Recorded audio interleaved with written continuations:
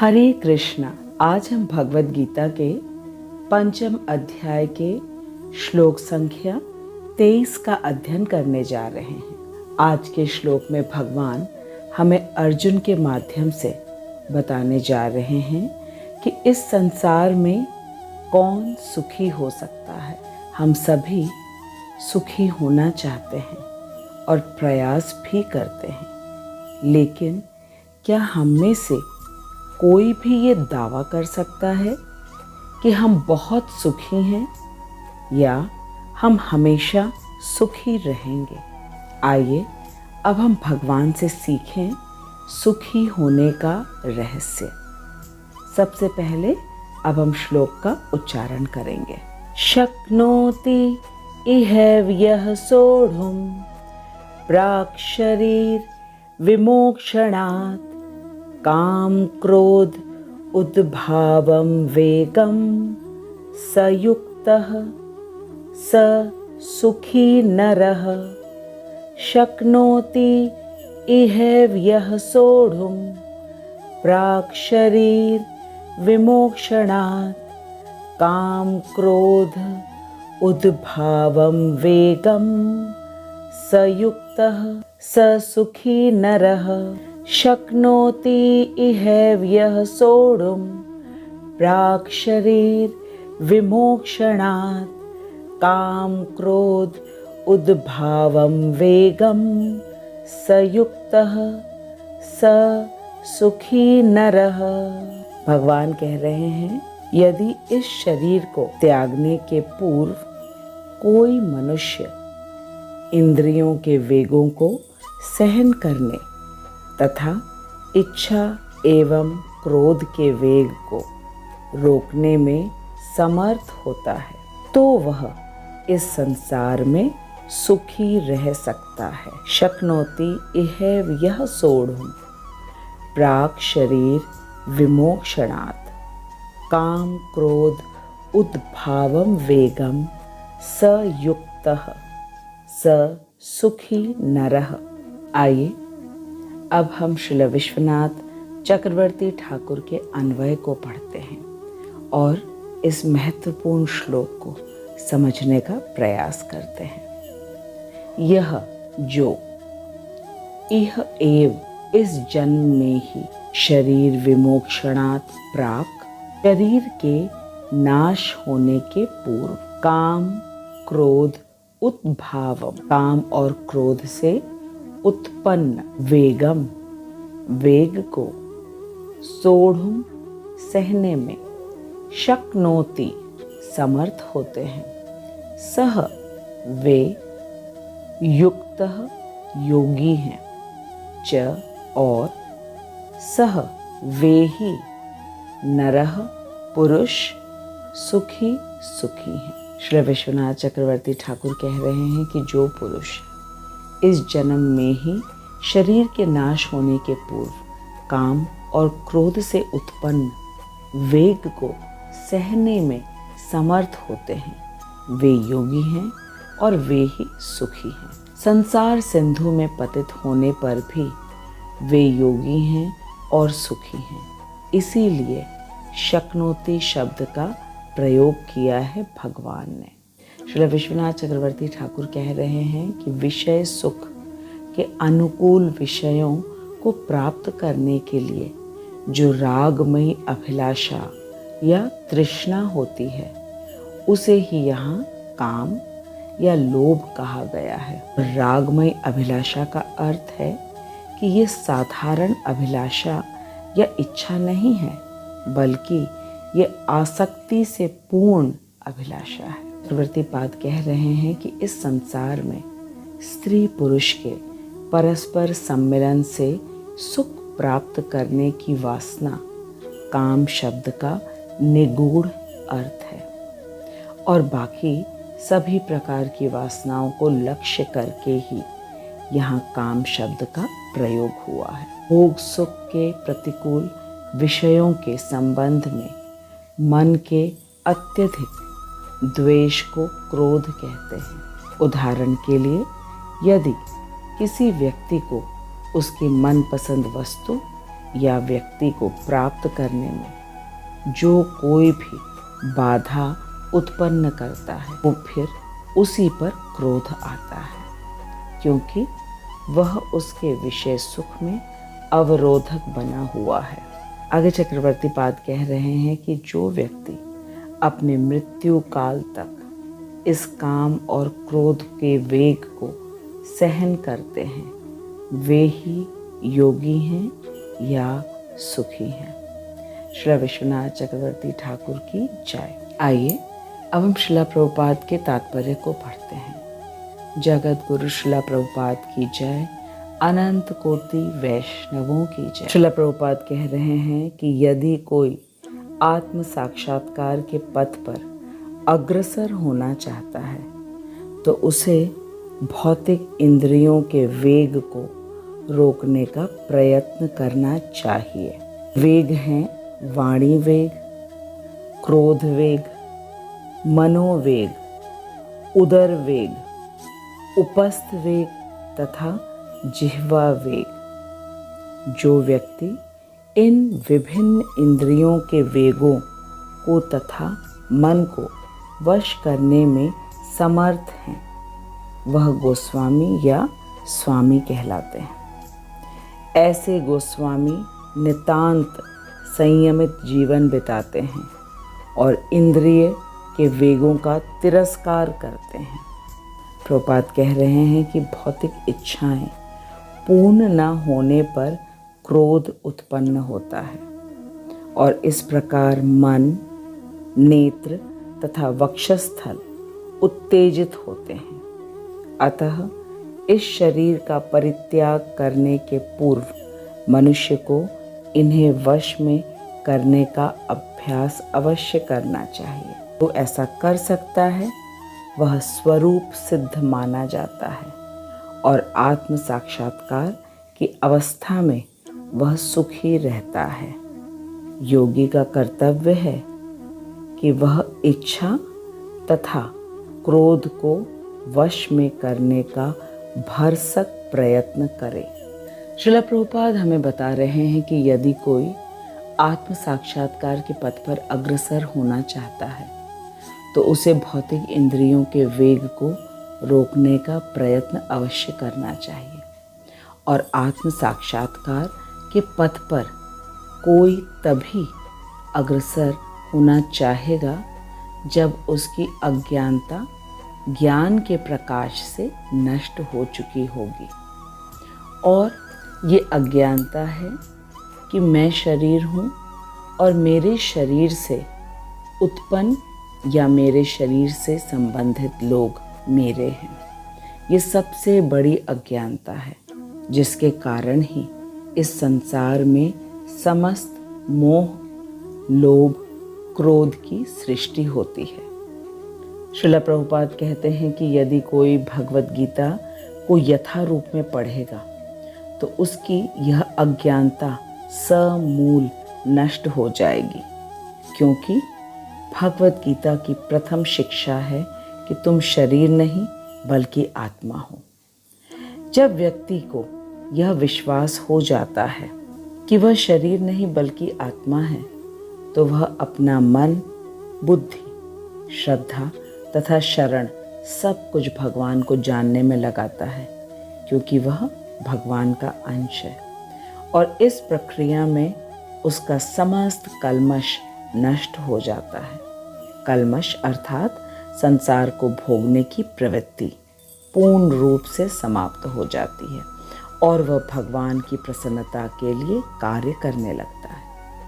जब कोई व्यक्ति इस प्रकार से आत्मविद तथा ब्रह्मविद हो जाता है तो वह किसी में कोई भेदभाव नहीं रखता है, सभी को समान रूप से सम्मान देता है, फिर चाहे वो एक विद्वान तथा विनीत ब्राह्मण हो, गाय हो, हाथी हो, कुत्ता हो या कुत्ता खाने वाला चांडाल ही क्यों ना हो, वो सभी का सम्मान करता है हृदय से, क्योंकि वह यह भली भांति जान चुका है कि कृष्ण प्रत्येक जीव के हृदय में परमात्मा स्वरूप में विराजमान हैं और जिस व्यक्ति का मन ऐसे एकत्व तथा समता में स्थित है, वही व्यक्ति जन्म तथा मृत्यु के बंधन से परे हो जाता है और सदा ब्रह्म में स्थित रहता है, क्योंकि अब वह भी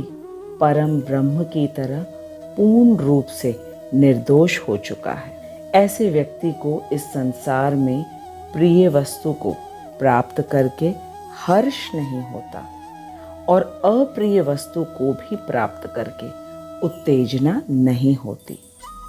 वह दोनों ही परिस्थितियों में समभाव में रहता है, क्योंकि उसे यह पूर्ण ज्ञान है कि संसार की प्रत्येक वस्तु नश्वर और क्षणिक है और वह स्वयं आत्मा है और संसार की वस्तुएं केवल देह निर्वाह के लिए हैं।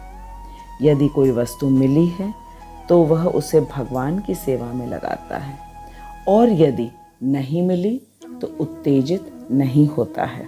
ऐसे व्यक्ति को अंतर्मुखी कहा जाता है, जो कि अपने हृदय में विराजमान परमात्मा में ही आनंदित रहता है और उसे बाहरी भौतिक इंद्रिय तृप्ति में कोई रुचि नहीं होती है।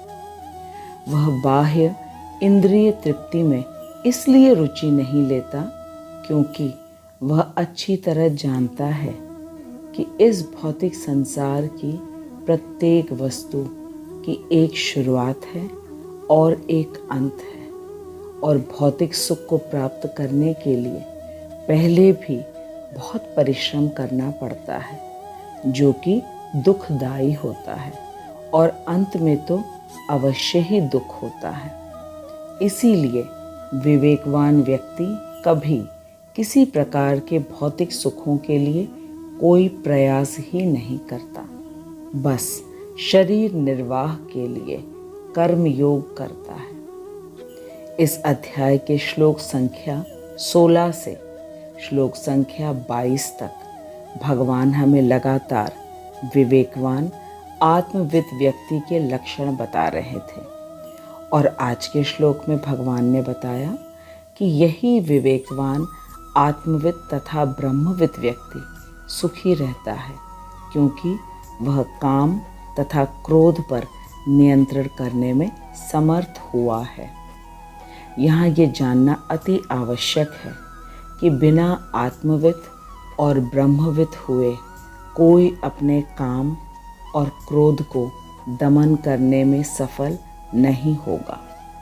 श्रील प्रभुपाद ने हमें बताया कि 6 प्रकार के वेग होते हैं, जैसे कि वाणी वेग अर्थात बोलने की प्रबल इच्छा, क्रोध वेग अर्थात अपनी प्रिय वस्तु को न पाकर क्रोध प्रकट करना, मनोवेग अर्थात मन की समस्त भावनाओं का वेग, कभी किसी के लिए अच्छी भावना और कभी बुरी भावना, उदर वेग अर्थात मात्रा से अधिक भोजन ग्रहण करने, उपस्थ वेग अर्थात जनेंद्रियों का वेग और अंतिम वेग है जिह्वा वेग, जो कि सबसे प्रबल है, क्योंकि स्वाद के कारण ही तो हम बहुत सी चीज़ों का सेवन करते हैं, फिर चाहे वो तमोगुणी वस्तुएं ही क्यों ना हो, जिनको कभी भी भगवान को भोग नहीं लगाया जाता, जैसे कि मांस,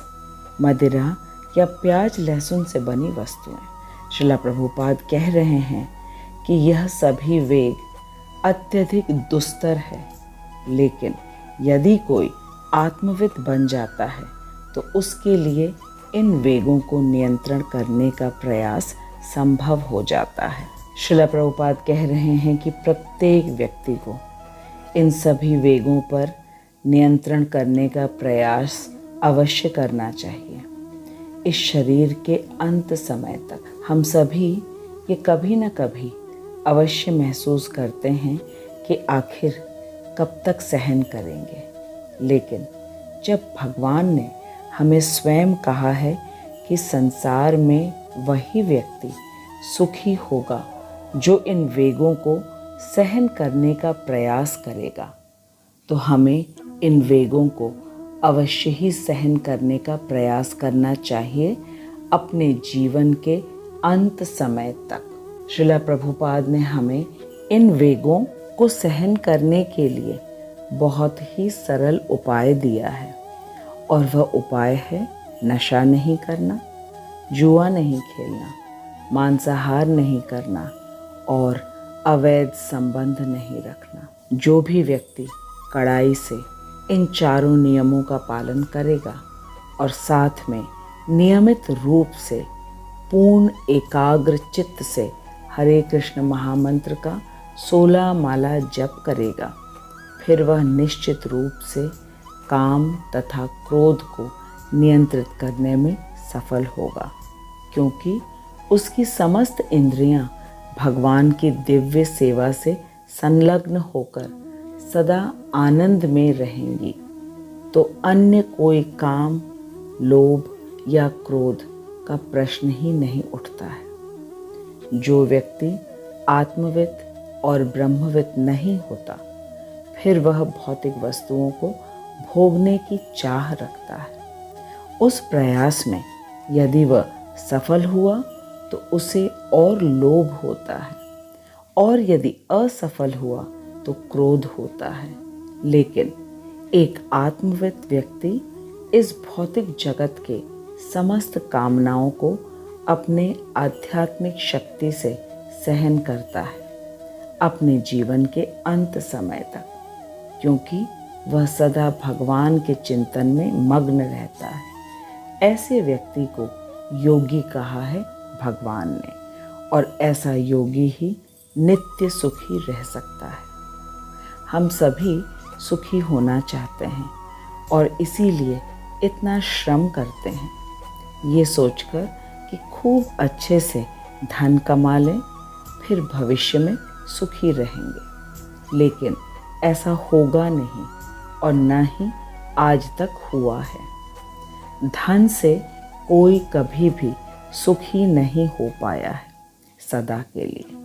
लेकिन आज हमें भगवान ने बता दिया कि कौन सा व्यक्ति सदा के लिए सुखी हो सकता है। भगवान ने इसलिए बताया क्योंकि वे अति दयालु और कृपालु हैं, और हम सभी उनकी संतान हैं। और अब हमारा कर्तव्य है कि हम उनकी बात मानें और उनके मार्गदर्शन में अभ्यास करें, काम तथा क्रोध को सहन करने का इस शरीर के अंत होने तक।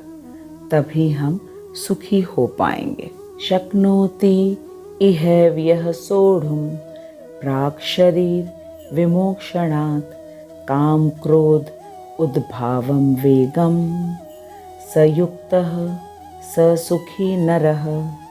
भगवान ने कहा कि यदि इस शरीर को त्यागने के पूर्व कोई मनुष्य इंद्रियों के वेगों को सहन करने तथा इच्छा एवं क्रोध के वेग को रोकने में समर्थ होता है, तो वह इस संसार में सुखी रह सकता है। मैं आशा करती हूँ कि अब हमारे मन में कोई संशय नहीं है और हम सभी भगवान के बताए मार्गदर्शन में अवश्य ही अभ्यास करेंगे। मैं श्रीला प्रभुपाद, श्रीला विश्वनाथ चक्रवर्ती ठाकुर और मैं अपने शिक्षा गुरु हिज ग्रेस हरिमोहन दास प्रभु जी को दंडवत प्रणाम करती हूँ कि वे हमें भगवत गीता के परम गुह्य रहस्य को इतनी सरलता से समझा रहे हैं। मैं आप सभी को धन्यवाद देती हूँ कि आप इतने एकाग्र चित्त से और पूर्ण निष्ठा से भगवान के वचन को सुन रहे हैं। कृपया वीडियो को अंत तक अवश्य देखिए और अन्यों के साथ शेयर करिए, और जो आपने सीखा है इस वीडियो से, इस श्लोक से, वह अवश्य ही कमेंट बॉक्स में लिखिएगा। यदि कोई प्रश्न हो वह भी लिखिएगा। मैं श्रीला प्रभुपाद की कृपा से आपके प्रश्न का उत्तर देने का अवश्य प्रयास करूंगी। अब हम अगली सप्ताह मिलेंगे, तब तक आप हरे कृष्ण महामंत्र का जप करिए और खूब आनंद में रहिए। जगत गुरु श्रीला प्रभुपाद की जय। अनंत कोटि वैष्णवों की जय। हरे कृष्णा।